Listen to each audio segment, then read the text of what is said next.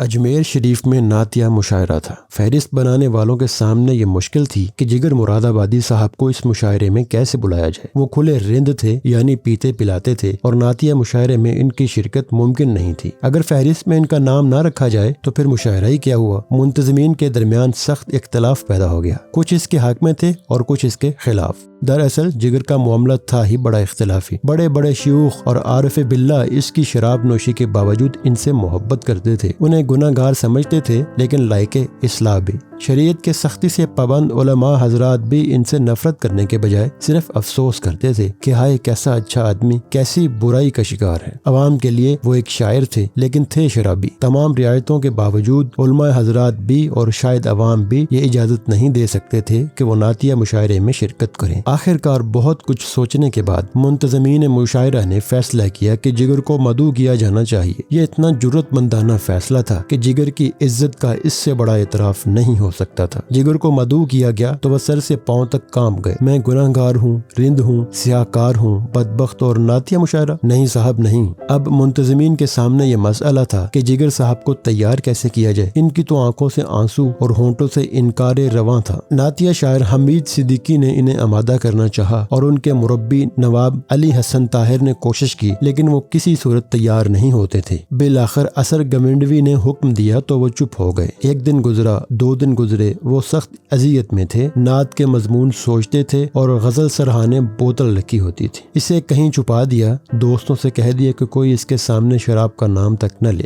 دل پر کوئی خنجر سے لکیر سی کھینچتا تھا، وہ بے سختہ شراب کی طرف دوڑتے مگر پھر رک جاتے۔ لیکن مجھے نعت لکھنی ہے، اگر شراب کا ایک قطرہ بھی حلق سے اترا تو کس زبان سے اپنے آقا کی مدح لکھوں گا؟ یہ موقع ملا ہے تو مجھے اسے کھونا نہیں چاہیے۔ شاید یہ میری بخشش کا آغاز ہو، شاید اسی بہانے میری اصلاح ہو جائے، شاید اللہ کو مجھ پر ترس آ جائے۔ وہ سوچتے رہتے۔ ایک دن گزرا، 2 دن گزرے، وہ سخت اذیت میں تھے۔ نعت کے مضمون سوچتے تھے اور غزل کہنے لگتے تھے۔ سوچتے رہے، لکھتے رہے، کاٹتے رہے، لکھے ہوئے کو کاٹ کاٹ کر تھکتے رہے۔ آخر ایک دن نعت کا مطلع ہو گیا، پھر ایک شعر ہوا، پھر دوسرا، پھر تو جیسے بارش انوار ہو گئی۔ نعت مکمل ہوئی تو انہوں نے سجدہ شکر ادا کیا۔ مشاعرے کے لیے اس طرح روانہ ہوئے جیسے حج کو جا رہے ہوں۔ کونین کی دولت ان کے پاس ہو، جیسے آج انہیں شہرت کی سدرۃ المنتہا تک پہنچنا ہو۔ انہوں نے کئی دن سے شراب نہیں پی تھی، لیکن حلق خشک نہیں تھا۔ ادھر تو یہ حال تھا، دوسری طرف مشاعرہ گاہ کے باہر اور شہر کے چوراہوں پر احتجاجی پوسٹر لگ گئے تھے کہ ایک شرابی سے نعت کیوں پڑھوائی جا رہی ہے۔ لوگ بپھرے ہوئے تھے۔ اندیشہ تھا کہ جگر صاحب کو کوئی نقصان نہ پہنچ جائے۔ یہ خطرہ بھی تھا کہ لوگ اسٹیشن پر جمع ہو کر نعرے بازی نہ کریں۔ ان حالات کو دیکھتے ہوئے منتظمین نے جگر کی آمد کو خفیہ رکھا تھا۔ وہ کئی دن پہلے ہی اجمیر شریف پہنچ چکے تھے، جبکہ لوگ سمجھ رہے تھے کہ مشاعرے والے دن آئیں گے۔ جگر اپنے خلاف ہونے والی ان کارروائیوں کو خود دیکھ رہے تھے اور مسکرا رہے تھے۔ کہاں پھر یہ مستی، کہاں ایسی ہستی، جگر کی جگر تک ہی میں خواریاں ہیں۔ آخر مشاعرے کی رات آ گئی۔ جگر کو بڑی حفاظت کے ساتھ مشاعرے میں پہنچا دیا گیا۔ اسٹیج سے آواز ابھری، رئیس المتغزلین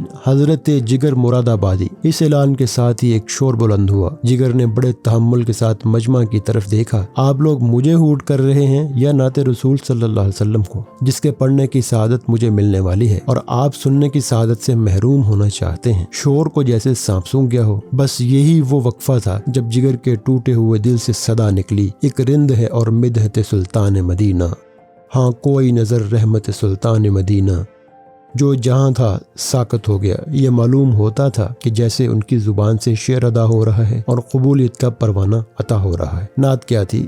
گناہگار کے دل سے نکلی ہوئی آہ تھی، خواہش پناہ تھی، آنسوؤں کی سبیل تھی، بخشش کا خزینہ تھی۔ وہ خود رو رہے تھے اور سب کو رلا رہے تھے۔ دل نرم ہو گئے، اختلاف ختم ہو گئے۔ رحمت عالم کا قصیدہ تھا، بلا غصے کی کھیتی کیوں ہری رہتی۔ یہ نعت اس شخص نے کہی نہیں، اس سے کہلوائی گئی ہے۔ مشاعرے کے بعد سب کی زبان پر یہی بات تھی۔ نعت یہ تھی، ایک رند ہے اور مدحت سلطان مدینہ، ہاں کوئی نظر رحمت سلطان مدینہ، دامان نظر تنگ فراوانی جلوہ، اے طلعت حق طلعت سلطان مدینہ، اے خاک مدینہ تیری گلیوں کے تصدق، تو خلد ہے تو جنت سلطان مدینہ۔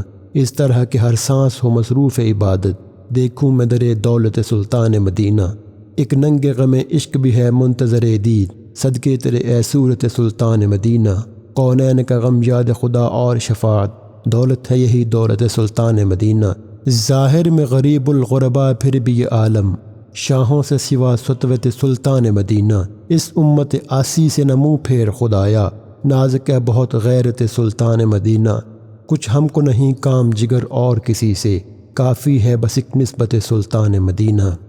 اس نعت کا پڑھنا تھا کہ لوگ جھوم اٹھے اور جگر مراد آبادی کے صدقے واری جانے لگے، اور اس کے بعد جگر مراد آبادی نے بھی مولانا اشرف علی تھانوی کی خدمت میں حاضر ہو کر شراب کی بوتل کو ہمیشہ کے لیے توڑ دیا، اور ایک نیک سیرت پاک روح بنتے ہوئے ہمیشہ تک کے لیے شراب سے دوری اختیار کی اور اللہ والے بن گئے۔